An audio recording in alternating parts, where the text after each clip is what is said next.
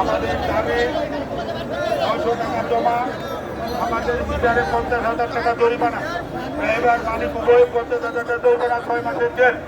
এই জন্য এই দুটার কারণে আমরা রাস্তায় নামতে বাধ্য হয়েছি।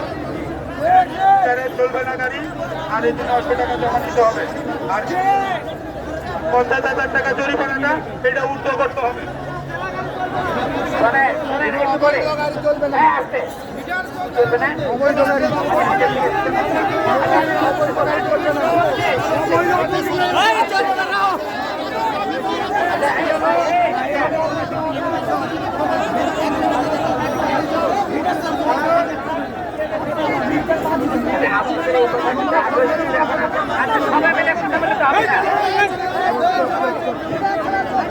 আপনাদেরকে এখানে বাবু সাহেব আছেন, আপনাদের প্রিয় নেতা, ওনার প্রতি সম্মান রেখে বলি, আমি শুনছি এই যে আইন হয়েছে, এই আইন কিন্তু বাস্তবায়ন হচ্ছে না। কারণ আমাদের ট্রাফিক ডিভিশন থেকে বলা হয়েছে 50,000 টাকা জরিমানা, 6 মাসের জেল, এটা কিন্তু একটাও করা হয়নি।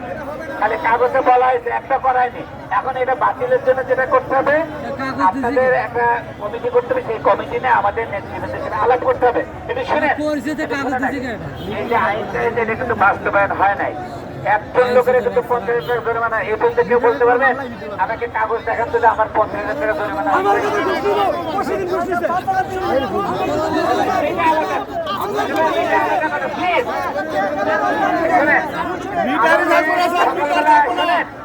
সকালবেলা আমাকে আমাদের ওনাদেরকে বলো, আমরা এই আইনটা ওনাদের সাথে প্রয়োগ করবো না,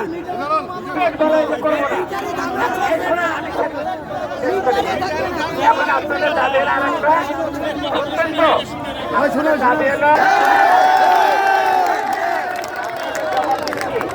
এইটা করতে গেলে এই প্রশ্নের জবাব দেওয়ার মতো বড় অফিসার আমি না। এই ধরনের প্রশ্ন জবাব দিতে গেলে আমাদের senior sir police commissioner sir আছেন, এডিশনাল কমিশনার ট্রাফিক স্যার আছেন, ওনারা অত্যন্ত সদয়, অত্যন্ত ভালো মানুষ। আমার বিশ্বাস এটা ওনারা কনসিডার করবে, আইনের মধ্যে থেকে যেটা করা যায়। এইটা সিদ্ধান্ত দেওয়ার ক্ষমতা আমার নাই, মালিকও আমি না। দয়া করে এইটা সিদ্ধান্ত আমাকে দিতে বলেন না, আমাকে যেটা বলছে ওনাদেরকে বলে দাও যে 50,000 টাকার যে আইন, এই আইন ওনাদের প্রতি আমরা বলবৎ করবো না। এখন এইটা শেষ করেন, এখন আপনাদের যে দাবি, আপনাদের লিডার আছে ওনাকে সহ আমরা পুলিশ কমিশনার স্যারের অফিসে যাবো, এইটা আপনাদের দাবিটা যাতে বাস্তবায়ন হয় আমরা আপনাদের জন্য বলবো। কিন্তু আপনারা এই গাড়ি ঘটনা ঘটনা আটকে রাখেন, আপনারা শুনে আমি শেষ করে কথা বলো কেন? আপনারা